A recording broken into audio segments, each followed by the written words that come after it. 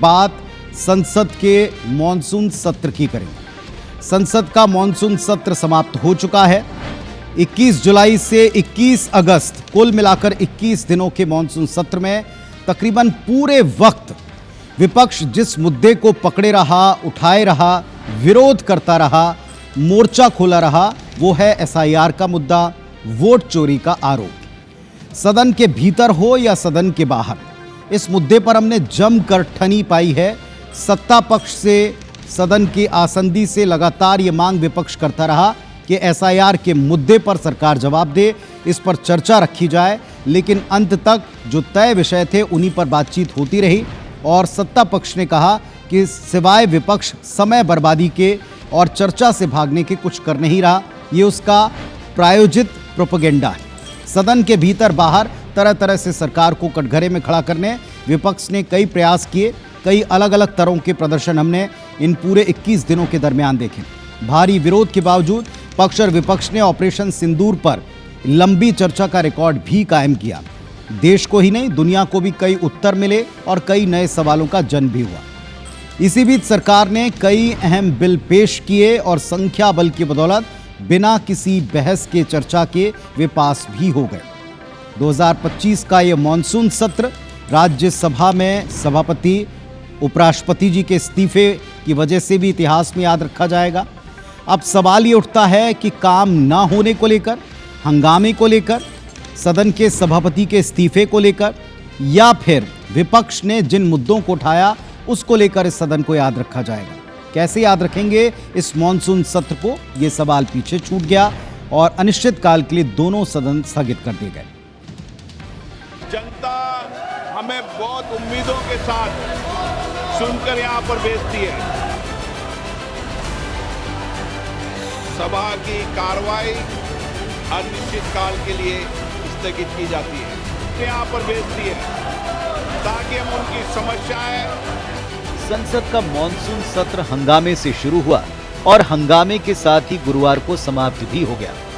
सत्र की शुरुआत 21 जुलाई को हुई थी, जिसमें 120 घंटे चर्चा के लिए रखे गए, लेकिन इस बार राज्यसभा में कार्यवाही 38.6 घंटे तो लोकसभा में कार्यवाही 36.1 घंटे ही चल पाई।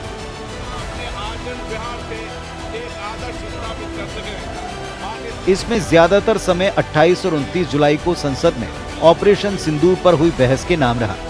बाकी वक्त बिहार में एसआईआर के विरोध और विपक्ष की इस पर बहस की मांग के चलते बाधित हुआ।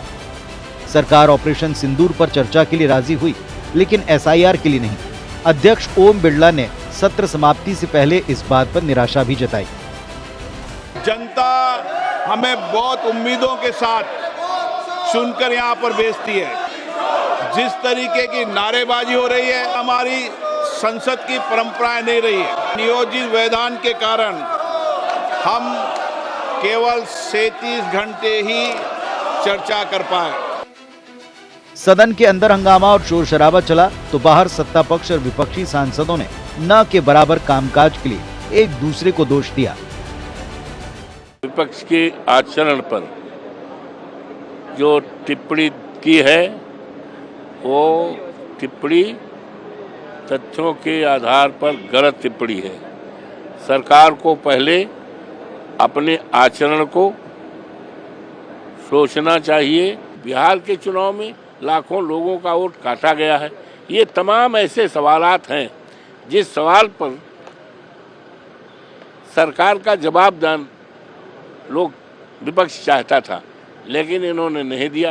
ये बर्बादी की, जनता के पैसों की बर्बादी भी हम सभी लोगों के लिए दुखद है। पूरा सत्र बर्बाद हुआ। सब कुछ आदमी, परिवार, बाल बच्चे, काम धंधा छोड़ के, अपना क्षेत्र छोड़ के यहाँ आता है और वहाँ पर यहाँ पे खाली हाथ जाना पड़ता है। और सबसे ज्यादा दुख है कि जनता के करोड़ों करोड़ों रुपए जाए, घंटे में करोड़ों रुपए जाते हैं, वो सब पानी में विपक्ष बर्बाद कर देता है।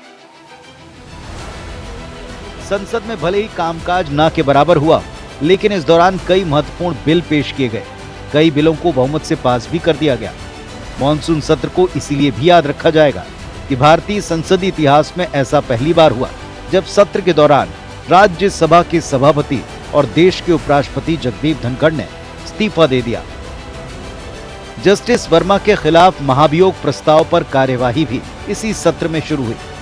ऑपरेशन सिंदूर पर लंबी चर्चा हुई, तो वहीं 18 अगस्त को भारत के अंतरिक्ष कार्यक्रम की उपलब्धियों पर विशेष चर्चा की गई। Bureau report, IBC 24। तो हर बार बहुत सी उपलब्धियों का जिक्र किया जाता है, लेकिन अब की बार लोकसभा के आसंदी से ये बताया गया सत्र को समाप्त करते समय कि मात्र 37 घंटे ही सदन में काम हुआ। इसमें भी रिमार्केबल ये कि 28 घंटे केवल और केवल ऑपरेशन सिंदूर पर पक्ष ने चर्चा की थी। ये इस 37 घंटे में से निकाले जाएं तो आप सोच कर देखिए कि 21 दिनों में कितने घंटे काम हो पाया। अब जिसका जिक्र भारतीय जनता पार्टी के सांसद महोदय कर रहे थे कि करोड़ों खर्च होते हैं, तो आपको लगे हाथ याद दिला देते हैं कि संसद सत्र की इस कार्यवाही पर जो देश का पैसा, आपका हमारा पैसा खर्च होता है, वो कितना है। तो 1 मिनट की कार्यवाही के ऊपर औसत खर्च आता है 2.5 लाख रुपए। 1 मिनट, सिर्फ 1 मिनट अगर कार्यवाही चले तो 2.5 लाख वसूल हो सकते हैं, ऐसा मानते हैं। 1 दिन की कार्यवाही पर औसत खर्च है 9 करोड़ का। अगर सदन पूरा 1 दिन चल जाए, 21 बैठकें यानी 21 दिन और 21 दिनों की कार्यवाही अगर होती तो फिर 189 करोड़ रुपए हम ये मानते कि जनता के हक के जो पैसे थे वो उनको लौटाए उनके जनप्रतिनिधियों ने, अगर वे सार्थक चर्चा करते, सदन चलने देते। सत्र के दौरान हर सांसद को 2500 रुपए का दैनिक भत्ता मिलता है। 780 सांसदों को कुल मिलाकर 21 दिन में 4095 करोड़ रुपए का अकेले भत्ता प्रदान किया गया। अब मॉनसून में काम कितना हुआ, जरा इसका भी ब्यौरा देख लीजिए। चर्चा के जो तय घंटे थे, पहले जो तय किए जाते हैं वो 120 घंटे तय हुए कि 21 दिनों में 120 घंटे की चर्चा होगी। राज्यसभा में कितनी हुई?